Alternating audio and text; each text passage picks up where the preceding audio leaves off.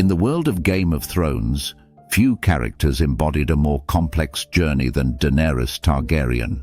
She sought justice, liberation, and to reclaim her family's legacy. But the story of Daenerys is also a Stoic tragedy, a tale of how emotions, unchecked ambition, and the desire for control can lead to one's downfall. Today we explore Daenerys' rise and fall through the lens of Stoicism and the Stoic principles she exemplified and ultimately violated.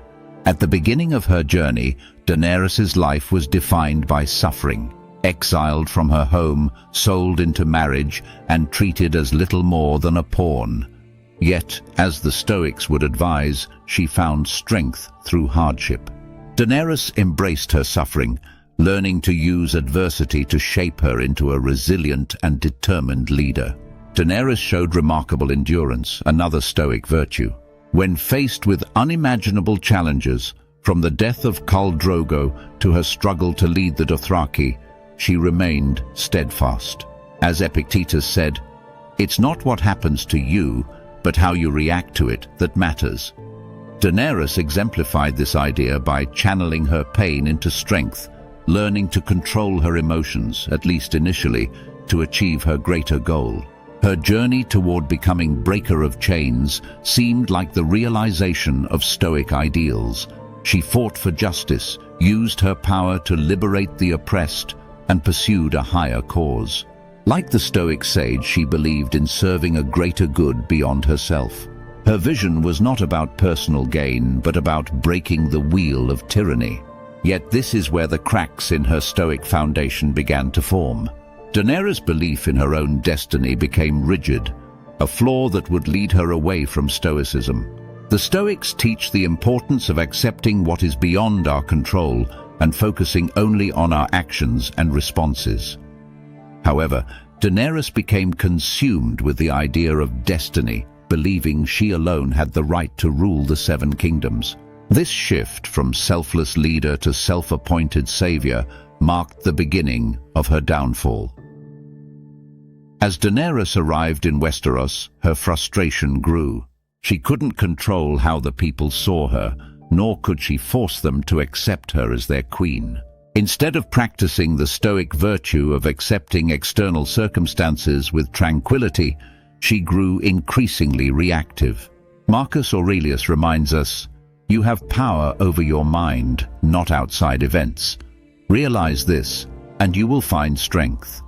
Yet Daenerys sought to control everything, from her allies to the throne, believing that power and fear could forge the path she envisioned. Her use of force, such as burning her enemies alive, showed a dangerous deviation from Stoicism's principle of reason over passion. The Stoics emphasized that true power lies in self-control and rational action, not domination. In pursuing fear as a tool of rule, Daenerys ignored the Stoic wisdom that the best revenge is to be unlike him who performed the injury.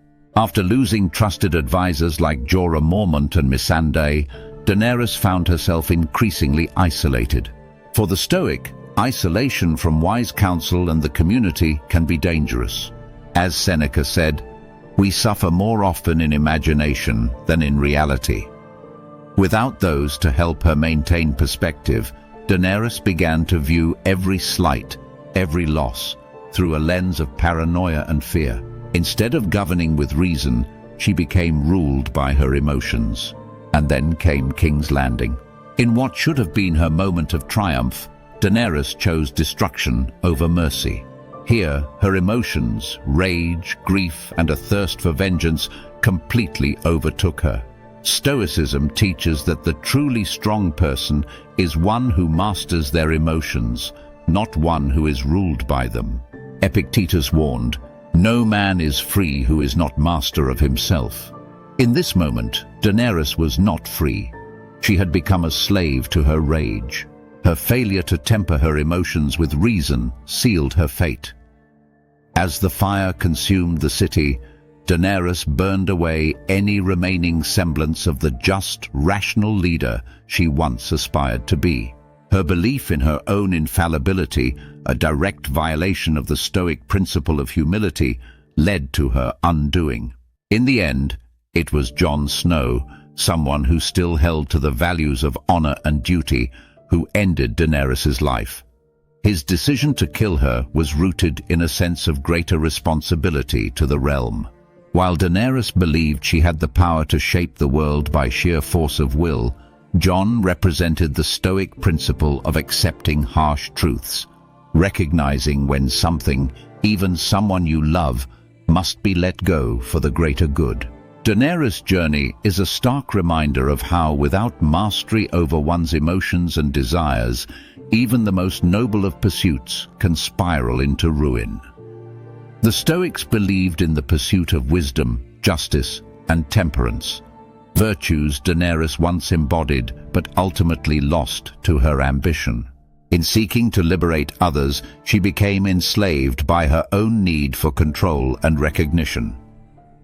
Daenerys Targaryen's fall is a Stoic tragedy, her rise fueled by her ability to endure suffering and seek justice, her downfall driven by the very passions Stoicism warns against. In the end, her story reminds us of the importance of mastering our inner selves, of understanding that true power lies not in control over others, but in control over our own minds. Thank you for watching. If you found this Stoic analysis of Daenerys's rise and fall insightful, don't forget to like, subscribe, and comment your thoughts. How could Daenerys have stayed true to her original ideals? And what lessons from Stoicism can we apply to our own lives? Until next time, stay tuned for more deep dives into your favorite characters and their journeys.